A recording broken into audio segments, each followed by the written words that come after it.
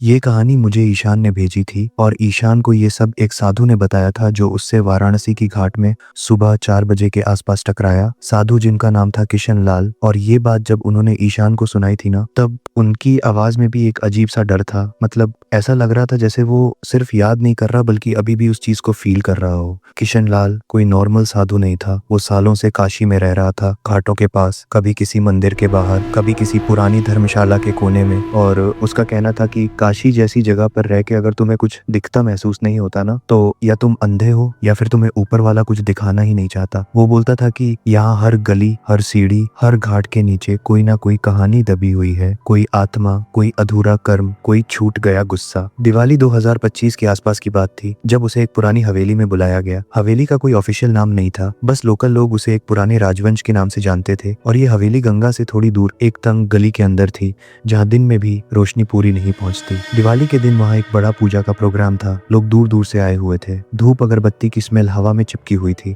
घंटी और शंख की आवाज कंटिन्यूअस चल रही थी और सबको लग रहा था कि ये सिर्फ एक शुभ मौका है। किशन लाल वहाँ गया था इसलिए क्योंकि लोग उससे पूछते थे अपनी परेशानियां, सपने, डर, और वो बस सुनता था। कभी कभी आंख बंद करके कुछ बोल देता था जो सामने वाले को हिला देता था। उस रात भी ऐसा ही हो रहा था। लेकिन जैसे जैसे रात गहरी होती जा रही थी ना, वैसे वैसे उस हवेली के अंदर का माहौल बदल रहा था बिना किसी वजह के। पूजा खत्म होने के बाद जब लोग धीरे धीरे जाने लगे, तब किशन लाल का मन नहीं माना बाहर जाने के। उसने कहा कि उस जगह के अंदर कुछ हैवी है, कुछ ऐसा जो सिर्फ शांत होने के बाद महसूस होता है। केयरटेकर लक्ष्मी जो बोलती कम थी, पर जब बोलती थी ना तो लगता था कि उसने जिंदगी में काफी चीजें देख ली हैं। उसने बस इतना बोला कि बाबा, रात को ज्यादा अंदर मत जाना, हवेली रात के टाइम अपनी असली शक्ल दिखाती है। लेकिन किशन लाल ऐसा नहीं था जो वार्निंग सुन के रुक जाए। वो अपनी पुरानी चादर संभालते हुए अंदर की तरफ चल दिया। कॉरिडोर लंबा था, दीवारों पर पुराने चित्र बने हुए थे, आधे मिट चुके, आधे देख के ही अजीब सा लगता था जैसे आंखें फॉलो कर रही हो। लाइटिंग इतनी कम थी कि हर शैडो अपनी अलग ही कहानी बना रहा था। और उस बीच एक अजीब सी बात हुई। उसकी बाइक जो बाहर खड़ी थी ना, सुबह से ही बार बार बंद हो जा रही थी, जैसे कोई उसे यहाँ से जाने ही नहीं देना चाहता हो।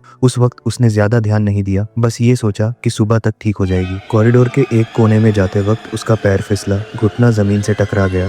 दर्द ज्यादा नहीं था, पर उस पल उसके दिमाग में एक थॉट आया, बिना किसी वजह के, कि यहाँ जमीन भी किसी का साथ नहीं देती।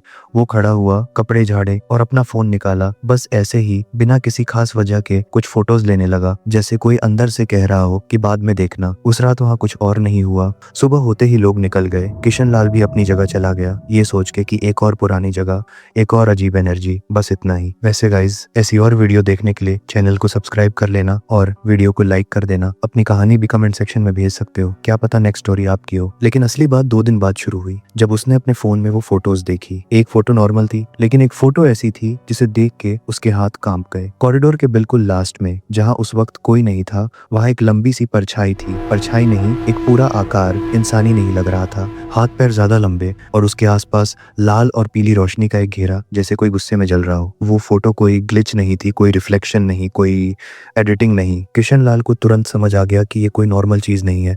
और जब ऐसा साधु बोले ना जो सालों से ये सब देख रहा हो, तो बात सीरियस होती है। उस रात उसने डिसीजन लिया कि वो वापस उस हवेली में जाएगा, चाहे कुछ भी हो। और यहीं से कहानी ने असली रंग दिखाना शुरू किया। किशन लाल ने जब ये डिसाइड कर लिया ना कि वो वापस जाएगा, तब उसके अंदर डर कम और जिद ज्यादा थी। वो बोलता था कि अगर जिंदगी भर तुम आत्माओं की बात सुनते आए हो और जब एक आत्मा खुद सामने आ जाए तो पीठ दिखा के भाग जाओ, तो फिर साधु होने का कोई मतलब नहीं बचता। अगले दिन शाम होते ही वो फिर से उसी पुरानी हवेली के बाहर खड़ा था। वही तंग गली, वही चिपचिपी सी हवा और वही फीलिंग जैसे कोई उसे अंदर से देख रहा हो। गेट के बाहर ही उसकी बाइक फिर से बंद हो गई। किक मारी, सेल्फ ट्राई की, कुछ नहीं। और इस बार उसने गाली नहीं दी, बस धीरे से बोला, ठीक है, रुकना ही है तो रुकते हैं, जैसे किसी से बात कर रहा हो। अंदर जाते ही लक्ष्मी फिर मिली। उसकी आंखों में इस बार थकान ज्यादा थी। उसने बिना पूछे ही बोला, बाबा, आप कल वाली फोटो देख के ही आए हो ना? किशन लाल थोड़ा रुक गया। पूछा, तुम्हें कैसे पता? तो वो बोली, जब भी यहाँ कोई चीज दिखती है ना, वो सिर्फ एक को नहीं दिखती, बस सब बोल नहीं पाते।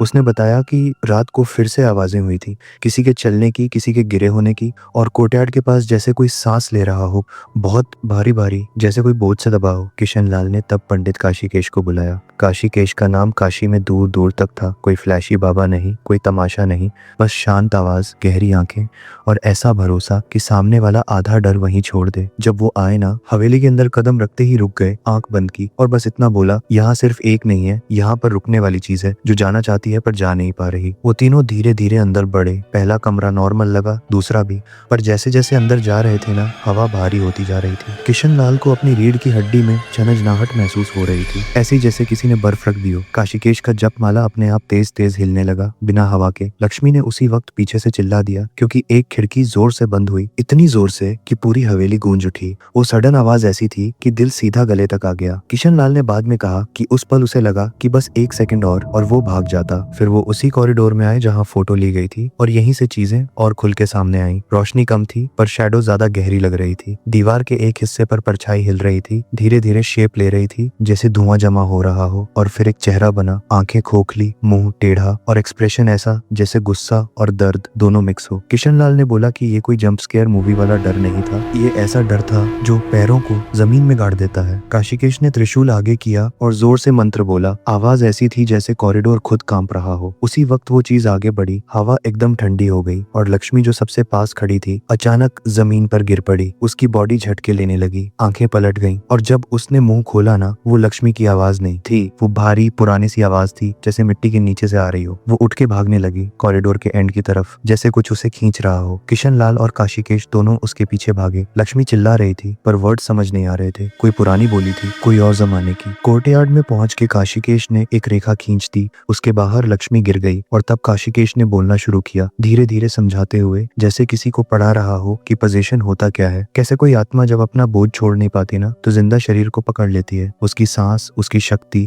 उसका गुस्सा सब यूज कर लेती है। उस रात जो प्रोसेस शुरू हुआ ना, वो सिर्फ मंत्र का नहीं था, वो सुनने का भी था। काशीकेश ने उस चीज से पूछा, दर्द क्या है, गुस्सा किस बात का है, और धीरे धीरे जो कहानी निकली वो मुगल के टाइम की थी। एक व्यापारी जिसके साथ धोखा हुआ, जिसे इसी हवेली में मारा गया, जिसे कभी शांति नहीं मिली। जब उसकी बात पूरी हुई, काशीकेश ने प्रसाद रखा, जल चढ़ाया और महामृत्युंजय का जाप शुरू किया। लक्ष्मी की बॉडी एक बार जोर से कांपी और फिर शांत हो गई, जैसे कोई बोझ निकल गया हो। वो बेहोश गिर पड़ी पर सांस नॉर्मल थी। कोर्टयार्ड में इतनी शांति आ गई थी कि गंगा की दूर से आती आवाज साफ सुनाई देने लगी। किशन लाल ने तब समझा कि वो फोटो एक वार्निंग नहीं थी, वो रिक्वेस्ट थी, और कुछ आत्माएं सिर्फ डराने नहीं आती, कुछ बस सुनना चाहती हैं। उस रात के बाद ना, किशन लाल ने कहा कि हवेली शांत हो गई थी पर उसके अंदर कुछ और ही जाग गया था। लक्ष्मी को जब होश आया तो वो बस इतना बोली कि उसे याद है कोई उसे खींच रहा था, जैसे सालों से दबा हुआ कोई बोझ उसके सीने पे आ बैठा हो। और जब वो चीज निकली ना, तो उसे लगा जैसे किसी ने सांस लेने की इजाजत दे दी हो। पंडित काशीकेश ने उसे पानी पिलाया, सर पे हाथ रखा और बोला कि अब वहां रुकना ठीक नहीं, कुछ जगह पर काम हो जाता है पर रहना सही नहीं होता। लक्ष्मी ने उसी रात हवेली छोड़ दी, ये कह के कि वो बस केयरटेकर थी, मालिक नहीं, और जो मालिक थे वो भी सालों से यहाँ नहीं रहते। किशन लाल ने बताया कि अगले 2 दिन उसने काशी में बिल्कुल अलग तरह से गुजारे। पहले जो घाट उसे बस एक जगह लगते थे, अब वहां से गुजरते हुए उसे हर सीढ़ी पर किसी के कदम महसूस होते, हर पानी की लहर में कोई बात चिपकी हुई लगती। वो बोलता था कि जब तुम एक बार किसी आत्मा का बोध सुन लेते हो ना,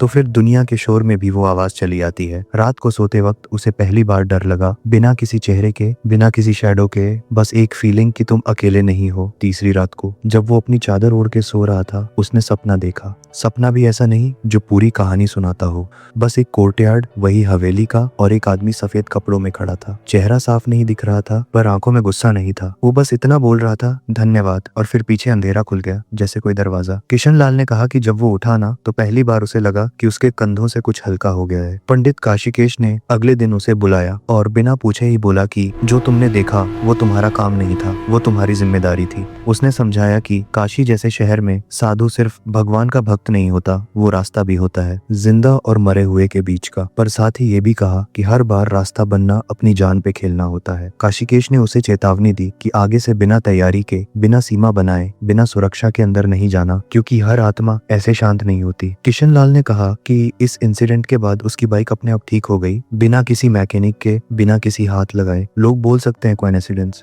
पर वो मानता था कि कुछ चीजें जब तुम सुन लेते हो ना, तो वो तुम्हारा रास्ता खोल देती हैं। उसने काशी छोड़ने का सोचा भी भी नहीं, पर उसने अपना तरीका बदल दिया। पहले वो सिर्फ सुनता था, अब वो पहले महसूस करता फिर सुनता। पहले वो किसी को भी हाँ बोल देता, अब वो जगह देख के ही रुक जाता। उस हवेली के बारे में बाद में उसने सुना कि वहाँ कोई रात को नहीं जाता, पर आवाजें भी बंद हो गई हैं। कुछ लोग बोलते हैं कि बस डर खत्म हो गया, कुछ बोलते हैं कि आत्मा चली गई, और कुछ बोलते हैं कि अब वहाँ कोई और चीज है जो बिल्कुल चुप है। किशन लाल बस इतना कहता था कि शांति का मतलब हमेशा खाली होना नहीं होता, कभी कभी शांति का मतलब होता है कि बात पूरी हो गई। जब उस आदमी ने मुझे ये कहानी भेजी ना, उसने लिखा था कि किशन लाल अब ज्यादा बात नहीं करता, बस शाम के टाइम गंगा के पास बैठ के दिया जलाता है, और अगर कोई उससे पूछे कि क्या तुमने सच में भूत देखा है, तो वो मुस्कुराता है और बोलता है, मैंने सिर्फ किसी का दर्द देखा है जो भटक गया था। और मुझे सच बताऊं तो ये कहानी सुनने के बाद से जब भी मैं किसी पुरानी जगह में जाता हूँ ना, तो बस ये याद रखता हूँ कि हर परछाई डर के लिए नहीं होती, कुछ बस इतना चाहती है कि कोई उसे एक बार पूरी तरह से सुन ले। किशन लाल ने जो आखिरी बात उस आदमी को कही थी ना,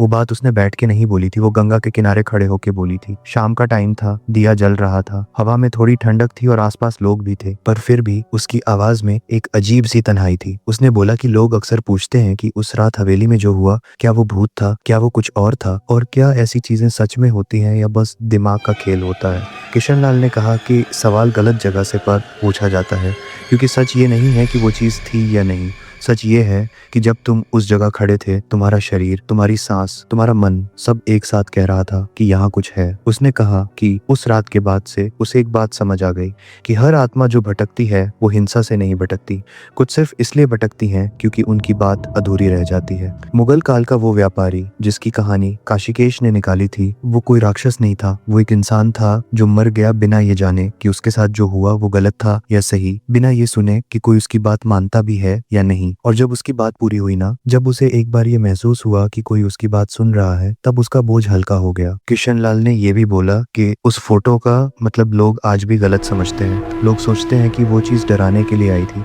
पर उसका मानना था कि वो एक निशान था, एक तरीका था किसी का कहने का कि मैं यही हूँ, मुझे इग्नोर मत करो। वो बोला करता था कि कुछ चीजें चीख के नहीं आती, वो बस एक फ्रेम में आ जाती हैं और फिर तुम पर छोड़ देती हैं कि तुम देखोगे या नहीं। उसने ये भी माना कि उस रात लक्ष्मी का पजेस होना कोई एक्सीडेंट नहीं था। उसके हिसाब से जो लोग ज्यादा सालों तक एक ही जगह रहते हैं, खासकर ऐसी जगह जहाँ दर्द जमा हो, उनका शरीर धीरे धीरे एक दरवाजा बन जाता है। लक्ष्मी सालों से उस हवेली में थी, बिना सवाल किए, बिना जाने कि वहाँ क्या था, और इसीलिए जब वो चीज बाहर आने का रास्ता ढूंढ रही थी, उसे लक्ष्मी मिली। किशन लाल ने कहा कि हर कोई पजेस नहीं होता, पर हर कोई दरवाजा बन सकता है। जब ईशान ने पूछा कि क्या उस रात के बाद कभी उसे डर लगा, तो किशन लाल थोड़ी देर चुप रहा, फिर बोला कि डर तब लगता है जब तुम कुछ समझते नहीं हो। उस रात के बाद उसे ज्यादा डर नहीं लगा, पर एक जिम्मेदारी ज्यादा रूर महसूस हुई। उसने कहा कि अब वो बिना वजह किसी जगह नहीं जाता, बिना बुलाए अंदर नहीं जाता, और बिना पूछे किसी आत्मा की बात नहीं सुनता। वो मानता था कि जैसे जिंदा लोगों की सीमा होती है, वैसे ही मरे हुओं की भी होती है, और जब दोनों मिल जाती हैं बिना तैयारी के, तब गड़बड़ होती है। आखिरी में उसने एक बात लिखवाई थी जो मुझे आज भी याद रहती है। उसने लिखा था कि काशी जैसे शहर में रह के तुम्हें ये भ्रम नहीं पालना चाहिए कि तुम सब कुछ देख चुके हो। यहाँ हर रात कुछ ऐसा होता है जो किसी और रात नहीं होता, और हर सुबह कुछ ऐसा मिटा देती है जो रात में दिखा था, पर कुछ निशान रह जाते हैं, जैसे उस फोटो का निशान, जैसे लक्ष्मी की खाली आंखें जब उसे होश आया था, जैसे वो सपना जहाँ सिर्फ धन्यवाद बोला गया था। वेल गाइज, जब ईशान ने मुझे ये कहानी भेजी ना, तो उसने एंड में सिर्फ इतना लिखा था कि अगर कभी काशी जाओ और किसी पुरानी हवेली के पास से गुजरो और बिना वजह तुम्हारी बाइक बंद हो जाए या पैर फिसले या मन कहे कि यहाँ रुकना चाहिए, तो उसे इग्नोर मत करना। शायद कोई है जो बस इतना चाहता है कि तुम एक पल के लिए रुको, देखो और सुनो, क्योंकि हर बार जो दिखता है वो डराने के लिए नहीं होता। थैंक यू गाइस इस स्टोरी को एंड तक सुनने के लिए, और सब्सक्राइब करना मत भूलना। और अगर आप भी अपने साथ घटी हुई कोई कहानी भेजना चाहते हैं तो नीचे कमेंट सेक्शन में दे सकते हो, क्या पता अगली स्टोरी आपकी हो।